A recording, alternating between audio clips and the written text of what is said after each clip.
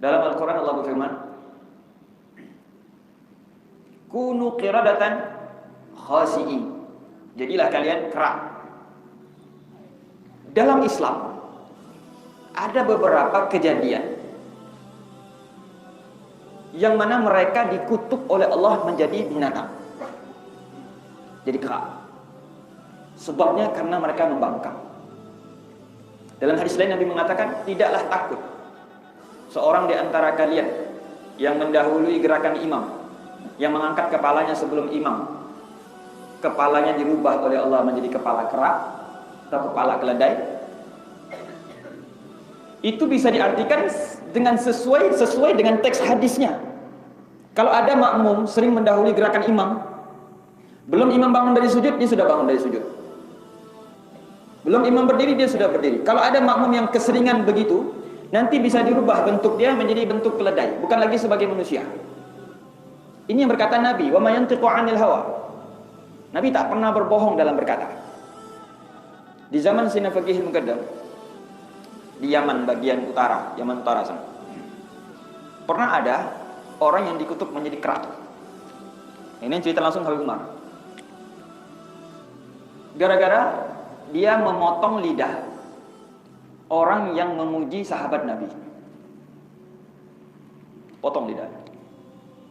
Jadi ada seorang sahabat, ada seorang saleh, orang alim, ziarah ke Masjid Nabawi, memuji Nabi, muji sahabat, karena di situ ada Sayyidina Abu Bakar, Sayyidina Umar, dipujinya. Nah, orang yang tidak senang ini berada di Raudhah, berada di Masjid Nabawi. Lalu dia mendengarlah pujian tersebut, dia merasa terganggu, tidak senang dia, dan tidak mau ada orang muji sahabat Nabi. Akhirnya setelah itu dijamu dia ke rumahnya. Orang ini menjamu orang yang memuji tadi, diajak ke rumahnya. Datanglah dia, pergilah dia. Sampai ke rumah, orang ini mengatakan, wahai fulan, aku tadi mendengarkan engkau memuji sahabat-sahabat Nabi. Aku tak senang. Kamu aku kasih dua pilihan. Mau aku bunuh atau aku potong lidah supaya kau tak bisa lagi memuji mereka. Dia pikir kalau dibunuh parah, adalah potong lidah lah. Potong lidah. Sisa potongannya dipegang sama dia. Nangis dia. Lalu kemudian dia pergi ke Masjid Nabawi, lapor sama Nabi, mengadu sama Nabi. Mengadu sama Nabi. Kalau lidah dia dipotong karena memuji sahabat-sahabatnya Rasulullah.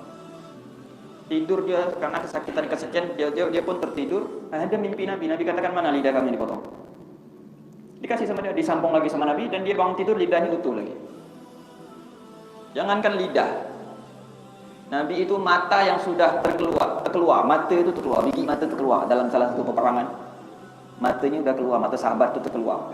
Dimasukkan lagi sama Nabi ke dalam, sembuh. Mukjizatnya Nabi. Mukjizat itu tidak terhenti dengan kematian Nabi. Asal kita yakin betul-betul sama Rasulullah, dia akan datang sebagai penyembuh bagi kita. Dia akan datang sebagai penyelamat bagi kita. Dia akan datang sebagai penenang bagi kita. Asal kita yakin sama Nabi. Karena rohani kita sama Nabi tidak akan terputus sekalipun Nabi sudah berpindah alam. Hubungan tetap selalu ada.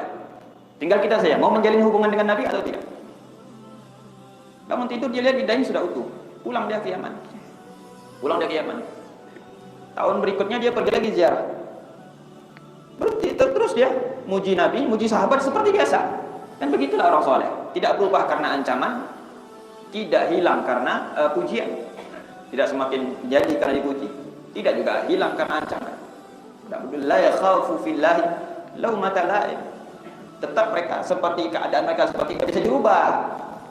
Tidak bisa dirubah. Setelah diancam, dia jadi lemah lembut. Setelah diancam, dia diam dari kebenaran. Tidak mungkin, pasti tetap bersuara. Begitu ulama yang betul-betul mengharap ridho Allah itu. Tidak mempan bagi mereka. Jadi tidak datang ke Madinah terus ziarah, muji Nabi, muji sahabat seperti biasa. Akhirnya dia dipanggil lagi. Orangnya beda. Ngajak dia ke rumah. Dia teringat tahun lalu ada juga orang ngajak dia ke rumah. Firasatnya udah tidak enak. Jalan-jalan ternyata arah jalannya sama dengan rumah yang tahun lalu. Habislah lidah nak potong lagi kata dia. Tetap dia pergi. Sampai rumah dia kaget. Rumah yang sama juga, tapi orangnya beda. Rumahnya sama. Akhirnya dia tidak tahan menahan penasaran dia. Dia bertanya, mana orang yang juga membawa aku di tempat yang sama ini? Kata anaknya bilang, kamu pasti heran ya. Dia itu ayahku, aku anaknya. Aku ini sengaja memanggil kamu karena ayahku sudah dikutuk menjadi kera di kamar sana. Jadi kera, dia punya ayah yang memotong lidah orang yang memuji sahabat Nabi, dikutuk jadi kera. Dan itu di zaman kita setelah Rasulullah meninggal. Artinya dalam hidup ini jangan kita terlalu berlebihan, apalagi sampai merasa aman kalau kita membangkang perintah Allah. Jangan dalam pikiran kita itu kesannya Allah Maha Pengampun, Allah Maha Penyayang, Allah sangat menyayang hamba. Apa kita lupa? Allah itu sangat pedih azabnya, sangat menakutkan. Qawiyyun syadidul iqab. Kuat. Azabnya itu tidak ada tandingannya. Kalau Allah marah, tidak ada yang bisa menandingi Allah. Kita hanya sekarang ini orang hanya menanamkan dalam pikiran kita adalah maksiat nanti taubat, maksiat nanti hijrah, maksiat nanti kembali kepada Allah, maksiat nanti seperti dipermainkan hal-hal seperti itu. Kita terlalu mengedepankan bayangan tentang rahmat Allah, tapi kita lupa mengimbangi dengan rasa takut kita kepada Allah. Kalau rasa rahmat terus yang kita tanamkan, tidak ada rasa takutnya, akhirnya kita menganggap neraka itu bukan tempat azab, tapi tempat rekreasi. Nak reunian jadi neraka. Azab Allah nyata, jadi dia dikutuk menjadi kera.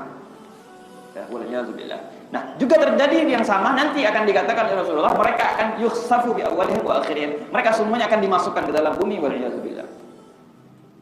Dan tidak menutup kemungkinan juga bisa terjadi di zaman kita, ada orang yang dibinasakan oleh Allah dengan dibukanya bumi, mereka dimasukkan ke dalam semuanya. Mereka dimasukkan ke dalam waliyadzubillah.